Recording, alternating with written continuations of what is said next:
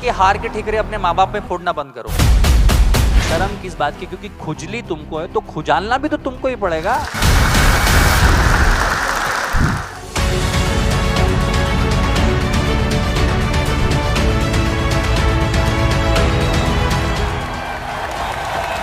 Let us celebrate and welcome Praful Billaure.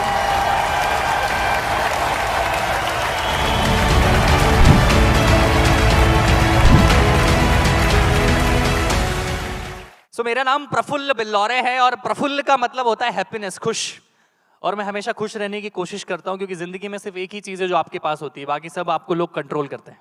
खुशी तो आपके पास ही है ना। मैं मूल रूप से मध्य प्रदेश का हूं। मध्य प्रदेश का एक जिला है धार, जो इंदौर से बाजू में है। वहां पला बड़ा, किसान का बेटा हूं।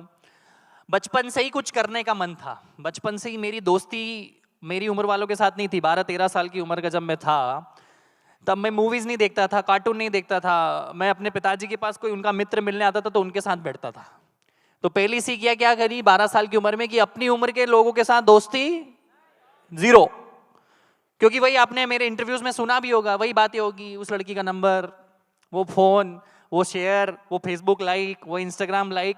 तो बहुत जल्दी समझ आ गया था कि अपने से 2, 5, 6 साल, 10 साल, 15 साल उम्र के बड़े लोगों से दोस्ती करोगे, या दोस्ती ना भी करो, उनके आसपास बैठोगे, तो कुछ ना कुछ तो सीख ही लोगे। कहीं से भी सीख सकता है आदमी। जूते कैसे पहनते वो भी सीख सकता है, हेयर कटिंग कैसी है वो भी सीख सकता है। एक छोटी सी लर्निंग से चालू करूंगा कि आपकी नजर के सामने जो चीज दिखे उसको ऑब्जर्व करना सीखो। क्या करना सीखो?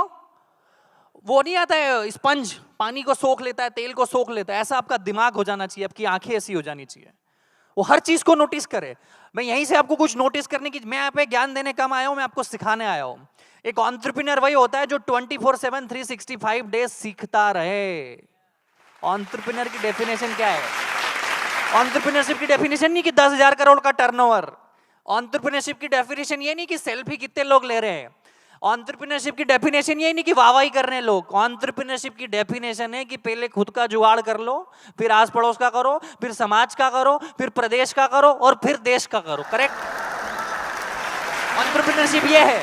अगर जिंदगी में समझ नहीं आ रहा है कि क्या करे, तो ये समझ लो कि जो जिस आदमी को आप सक्सेसफुल समझते हो ना, उसकी आदतों को कॉपी पेस्ट भी कर लोगे ना, कहीं तो कहीं पहुंच ही जाओगे। अगर जिंदगी में आप कंफ्यूज हो, आपको लग रहा है कि क्या करूं, तो किसी को तो अपना आदर्श मानते होंगे ना, किसी को तो अपना आदर्श मानते होंगे। विवेक सर को मानते होंगे कि मैं सक्सेसफुल मानते होंगे। अपने आस पड़ोसी वाले किसी माहेश्वरी अंकल को सक्सेसफुल मानते होंगे ना, किसी जैन अंकल को सक्सेसफुल मानते होंगे ना, किसी शर्मा अंकल को सक्सेसफुल मानते हो ना। वो जैसा खाता है वैसा खाओ आज से, वो जैसे कपड़े पहने वैसे कपड़े पहनो, वो जैसा चले ऐसा चलो, वो जैसा हाथ मिले ऐसा हाथ मिलाओ, वो जिन लोगों से मिले वहां तुम बैठो। अपने आप 90% सक्सेस तुम्हारी आ गई भैया। जिंदगी में कॉपी पेस्ट करना भी चालू करोगे कोई बुरी बात नहीं है। तो यही करता गया। मैकडॉनल्ड्स में नौकरी 4, 4.5, 5 महीने के बाद रियलाइज हुआ कब तक कहीं पहुंचने के लिए कहीं से निकलना पड़ता है। करेक्ट? तो मैंने कहा ठीक है भैया, सीख लिए। लोग एक ही जगह अटके रहते हैं।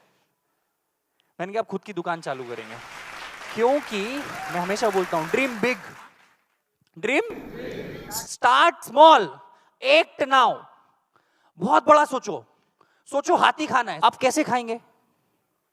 1000 टुकड़ों में पहले काटेंगे उसको, फाड़ फाड़ फाड़ फाड़ फाड़ फाड़ फाड़ फाड़ फाड़, एक एक टुकड़ा रोज खाएंगे। जल्दी किसको है? जल्दी है क्या? हाथी भी खाना है और जल्दी भी खाना है, ये दोनों एक साथ नहीं चलेगा। तो सोचा ड्रीम बिग स्टार्ट स्मॉल, एक नाउ ठेला चालू कर दिया। खुद ने चाय का ठेला चलाया, खुद ने चाय बेची, खुद ने बर्तन मांजे, सब कुछ खुद किया, संघर्ष किया, और 2 साल चाय बनाई। क्योंकि वहां से बहुत सारा सीखने को मिलता है। 8,000 रुपए से चालू किया था। क्यों चालू किया था? कि अगर 1-2 बार, पहली बार में 10-15 लाख रुपए लगा दोगे ना, कल को नुकसान हुआ ना, तो जिंदगी भर कभी व्यापारी नहीं बन पाओगे। सारे दुख झेल जाओगे, पर वो पैसे का जो दुख है ना, वो आदमी को कुछ सोचने समझने के लायक ही नहीं छोड़ता है। तो 8,000 से चालू किया। तो एक तो पॉसिबिलिटी थी कि सब कुछ लूट जाएगा पर पैसे तो नहीं लूटेंगे, और अगली बार पापा से मांगेंगे एक और 8,000 रुपए की किस्त मांग लेंगे, क्या जा रहा है। पर अगली बार 10 लाख मांगते तो पापा नहीं मारते, घर से भगा देते। होता है ना बहुत सी बार। तो अगर आप 20, 21, 22 के हो तो सेठ बनने की कोशिश मजदूर बनने की कोशिश करो। कितने ही सूरत के व्यापारी है जिनके 5-5, 7-7 हजार करोड़ के बिजनेस है, उन्होंने उनके बच्चों को यूएस भेजा कि तू मैकडॉनल्ड्स में जॉब कर, स्टारबक्स में नौकरी कर, बैंक बीपीओ में जॉब करवाते हैं उनको, क्योंकि उनको जिंदगी के फलसफे पता चले। अगर आपको 1 रुपए की वैल्यू नहीं है तो इस बात की क्या गारंटी कि आपको 100 रुपए की वैल्यू होगी? अगर आपको 100 रुपए की वैल्यू नहीं तो इस बात की क्या गारंटी कि आपको 1000 की वैल्यू होगी? अगर आपको 1000 रुपए की वैल्यू नहीं तो इस बात की क्या गारंटी कि आपको 1 लाख रुपए की वैल्यू होगी? 1 लाख रुपए की अगर वैल्यू नहीं तो आपको किस बात की गारंटी कि आपको 1 करोड़ की वैल्यू होगी? तो earn that first rupee first. मैंने पहले दिन 5 लोगों को चाय बेची, 150 रुपए का धंधा हुआ। लोग मेरे पास नहीं आ रहे थे, मैं लोगों के पास गया। पहले दिन चाय की दुकान जब ओपन करी तो लोग मेरे पास नहीं आ रहे थे, तो मैं हाईवे, एसजी हाईवे, कितने लोग अगर अहमदाबाद में पता हो तो एसजी हाईवे करके एक जगह है, तो वहाँ पे कारें खड़ी होती है। तो लोग मेरे पास नहीं आ रहे थे तो मैं लोगों के पास चले गया और उनकी कार पे नॉक करता, hello my name is Praful Billauri, would you like to taste my tea? I make awesome chai. तो बोले ये भाई कौन है अंग्रेजी बोलने चाय वाला, भाई लाओ तुम्हारी चाय। तो ये अलग क्या सीखी, अगर लोग आपके पास नहीं आ रही तो आप लोगों के पास चले जाओ।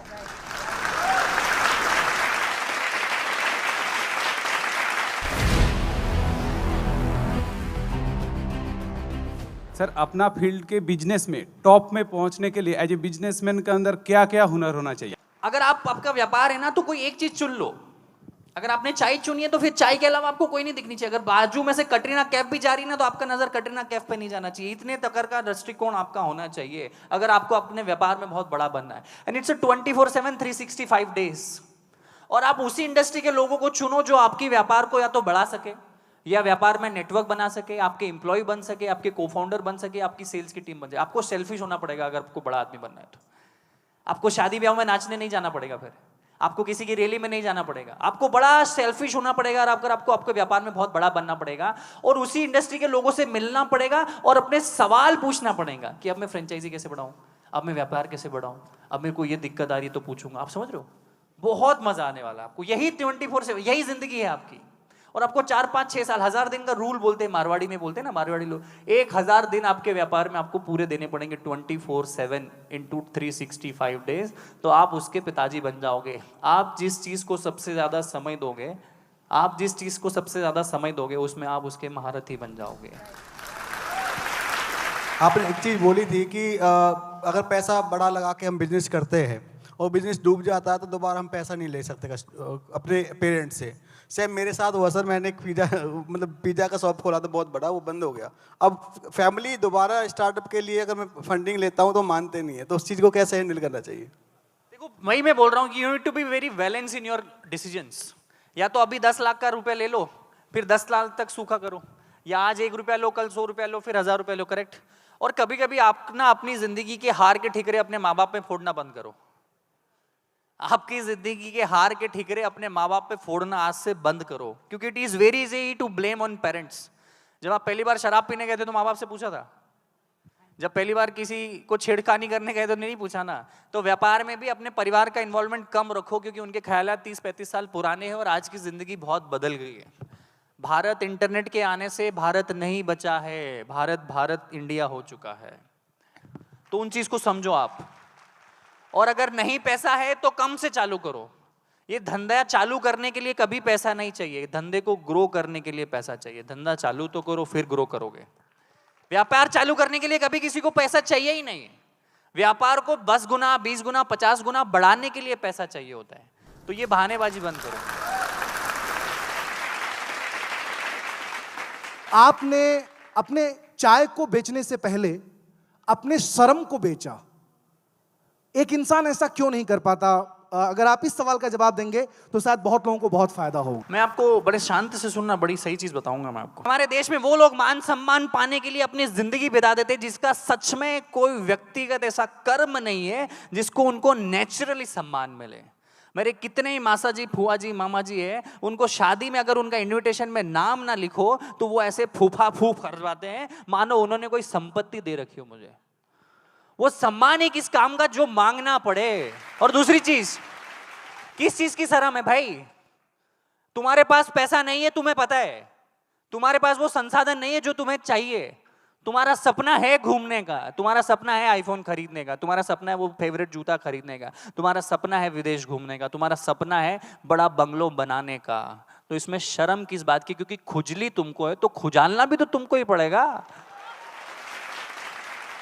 भाई खुजली तुमको है ना, कोई बोल रहा है भाई दो आज देखो मैं आपको रास्ते बताता हूँ जिंदगी के। ये जिंदगी है आपकी, मैं यहां से बताता हूँ, ये जिंदगी है आपकी।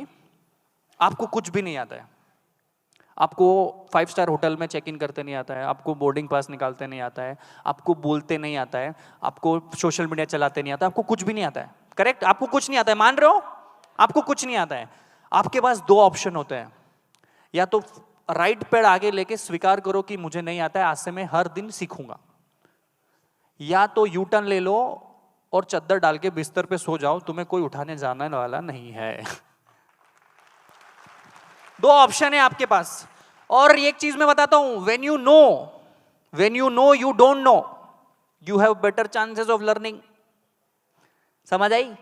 जब आपको पता है कि आपको नहीं पता है तो आप सीखोगे, नहीं तो हमारे देश में अलग चलता है, बाप को सिखाएगा, तेरे से ज्यादा पता है, बाप को सिखाएगा, उसको नहीं पता है। ये एरोगेंस में छोड़ो, हमें विश्व गुरु बनने की जरूरत नहीं है, हमें विश्व विद्यार्थी बनने की जरूरत है। हमने बहुत सिखाया, 100 साल पहले हमारे दादाओं ने, हमारे गुरुओं ने पूरी दुनिया को सिखाया, क्योंकि उन्होंने सीखा, उन्होंने पढ़ा तो सिखाया। आज इस देश को अपने 100 साल पुराने कर्मों की वजह से अगर पीठ थपथपानी पड़ रही है तो ये दुर्भाग्य है इस देश का, ये दुर्भाग्य है हमारा। मेरे दादा एमपी थे, मेरे दादाजी ने वो किया, अरे तूने क्या किया? मेरे फूफा जी महाराष्ट्र के मिनिस्टर है, मेरे दादाजी ने ये बिल्डिंग बनाई थी, मेरे फूफा जी ये करते। अरे कब तक लोगों के चक्कर में अपने सम्मान मान को ढूंढोगे? किसी ने आईफोन बनाया, स्मृति मैम आपने खरीदा, आप खुश हो गए। ये स्टीव जॉब्स भैया ने बना दिया, आपने यूज किया, आपने खरीदा, आप खुश हो गए। आप स्टोरी डालते हो ना स्नैपचैट पे, 14 मैक्स प्रो। किसी ने जूता बनाया, तुमने 10,000 का जूता खरीदा, तुम खुश हो गए। किसी ने ये माइक बनाया, हम यहाँ चिल्ला चोट कर रहे हैं, तुम खुश हो रहे हो। किसी ने स्क्रीन बनाई, तुम देख रहे हो, तुम खुश हो रहे हो। तुमने क्या बनाया कि दुनिया खुश हो रही है? तुमने कुछ बनाया है क्या? चाय बनाओ यार, समोसा बनाओ, कुछ तो बनाओ कि लोग खुश हो। कब तक उपभोग बन के, कब तक कस्टमर बन के अपने आप को गौरवान्वित महसूस कराओगे? कभी क्रिएटर तो बनो।